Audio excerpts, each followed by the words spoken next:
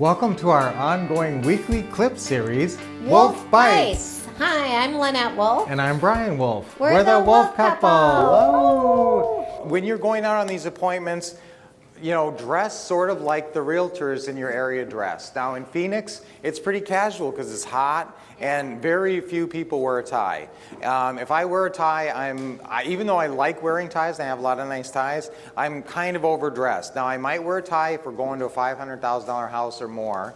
I've put my jacket on a couple times at night going into certain houses if I want to make an impression. At these pretty houses, remember though, you're not wearing jeans and tennis shoes or loafers and that kind of thing. I want you to try to look professional, and part of that presentation is that portfolio. Remember, if you guys are keeping a to-do list, go out to Staples and buy a legal-sized leather-bound vinyl, something professional-looking portfolio that's big enough to handle your contracts. Not too bulky, not a briefcase like I said, but a nice portfolio. That's part of your professional appeal. Nice shoes.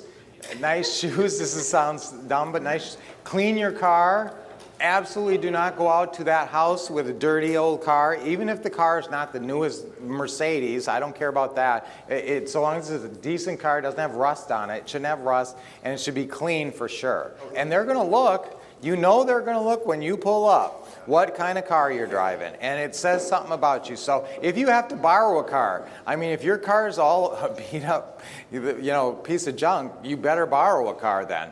But drive a decent car, clean, you be clean, shoes, like I said, nice pants, hair nice, portfolio, professional business cards, typed out contract, and then another blank contract, okay? So these are the important things. When you're going out on your deal meeting prepped, you're gonna have a buying folder. Prepare 5 buying packets with contracts, the sandwich lease purchase contract, get them both in there, because you don't know what you're gonna do for sure, and the authorization to release information. We have our DUFUS system, it's in there, everything is listed out. It goes through all the things that have to be in this folder. So when you're walking into this house, you're totally prepared and you feel confident. You may have to change some things. Now remember, we talked about this yesterday, that if you have to scratch through an initial, that's better than starting over or bringing out a contract with other numbers on it. Never have 2 typed contracts.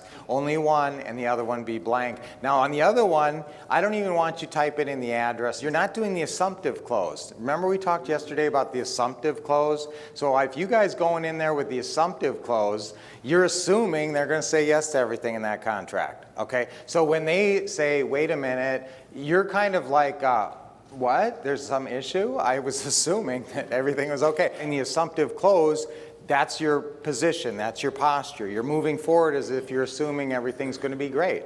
And if something comes up, you shouldn't be shocked, like, well, wait a minute, I don't think we exactly decided on 3 years, did we? What?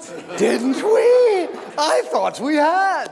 No, so you don't want to, be shocked, but you should say, oh, really? Okay, well, let's look at that then. I guess we have to, maybe reconsider that. And then, and then if you have to scratch it out and initial it, that's if it's only one of the 4. Remember, there's the 4 tent poles. What's the first one?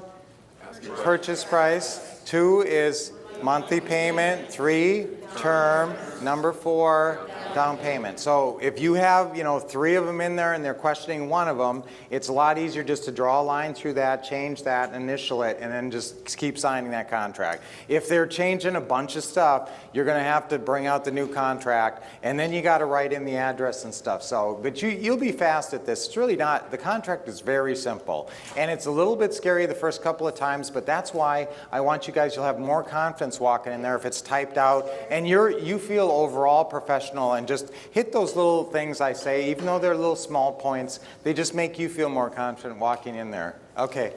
We love it when you like a clip. It's even better when you leave a comment. And you can even share it with a friend. Remember to subscribe to get notified of our awesome new videos.